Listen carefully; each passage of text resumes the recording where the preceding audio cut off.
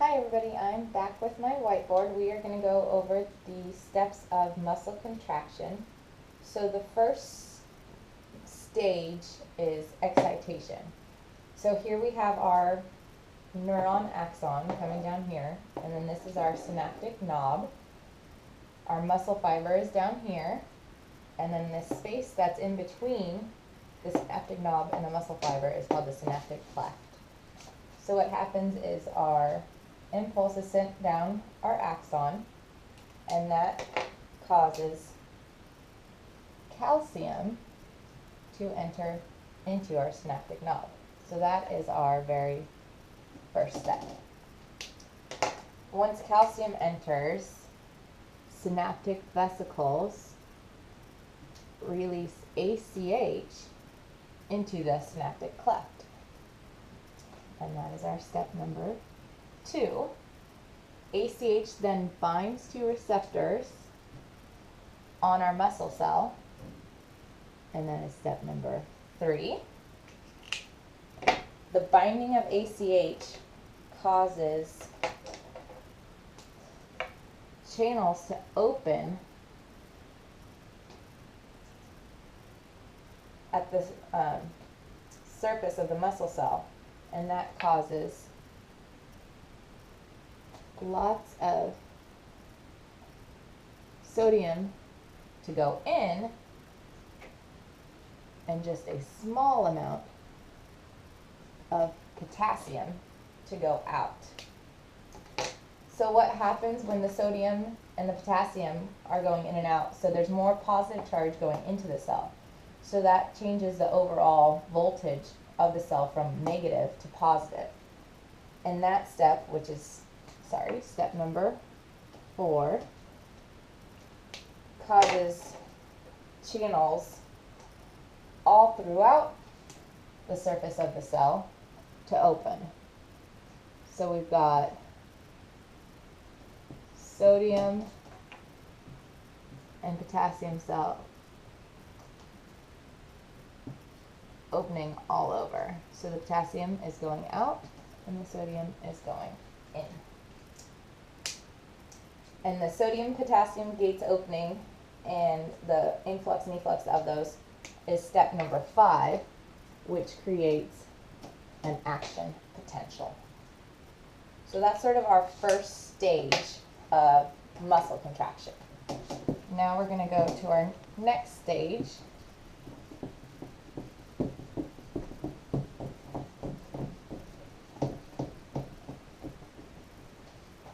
And our next stage is excitation, contraction,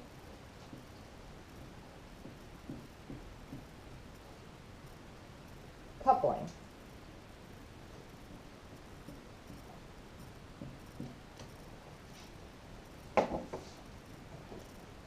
So here, remember we already have that action potential created.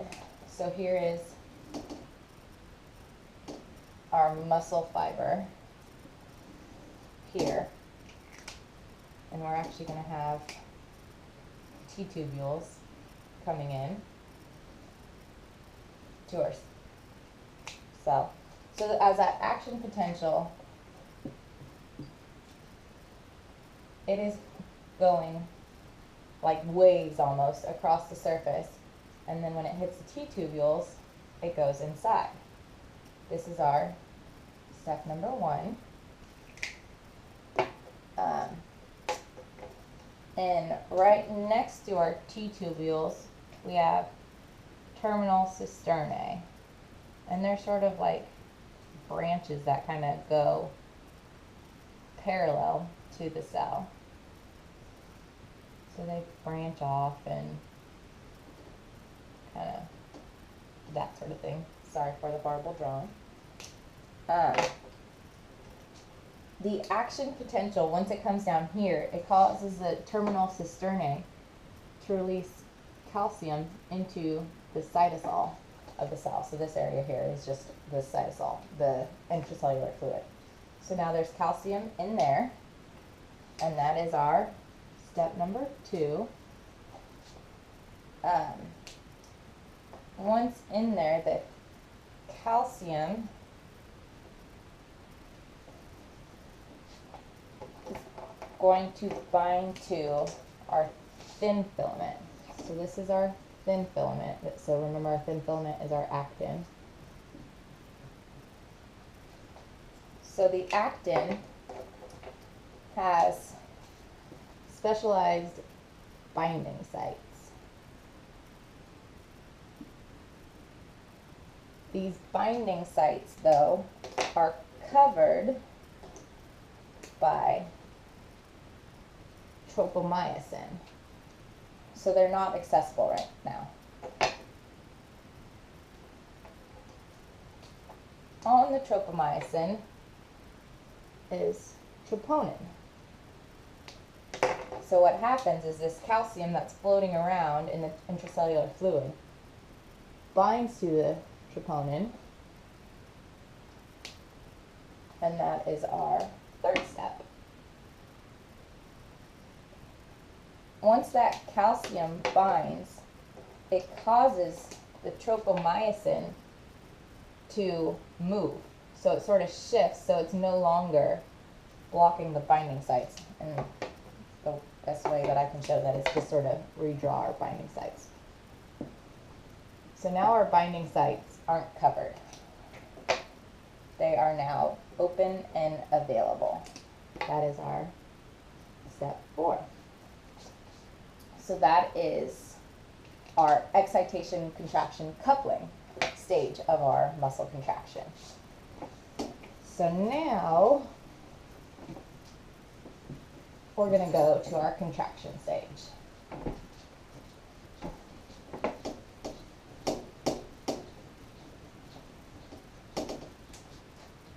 So for this one, we're going to draw our actin with our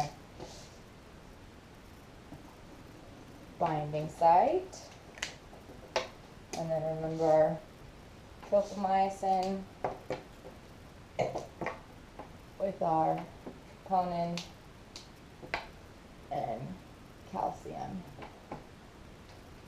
And so then below it, we're going to have our thick filament, our myosin. So this is our thick filament. Now myosin has these myosin heads that are sort of in this sort of position where they're bent back.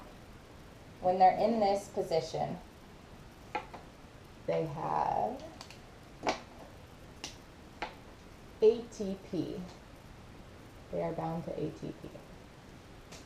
So this is sort of our where we start. This is our relaxing stage. Then what happens is our ATP hydrolyzes into ADP and phosphate. And what happens when that hydrolyzes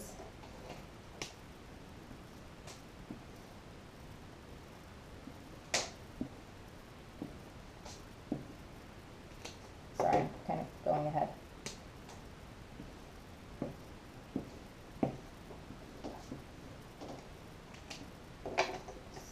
So when the ATP hydrolyzes into ADP and phosphate, our myosin head is no longer in this bent position and is now almost straight forward.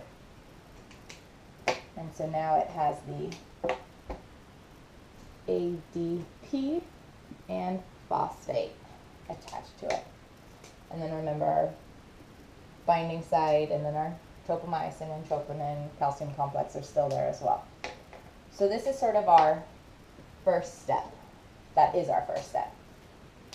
Our second step is when our myosin head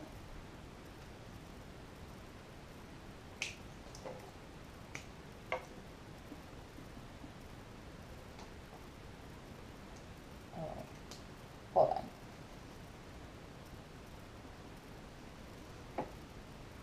We're going to go back to this drawing, sorry. Our myosin head binds to our active site. So this is called a cross bridge formation. So when this cross bridge is formed, the myosin is now bound to the actin. So that is our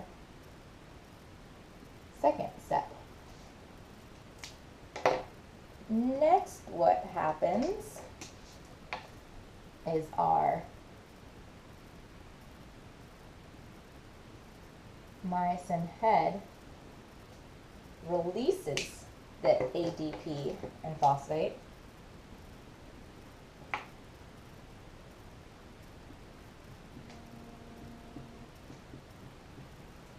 So now that's released, that's no longer attached. We still have our cross bridge formation. So there's still that attachment there though. And so this is our third step.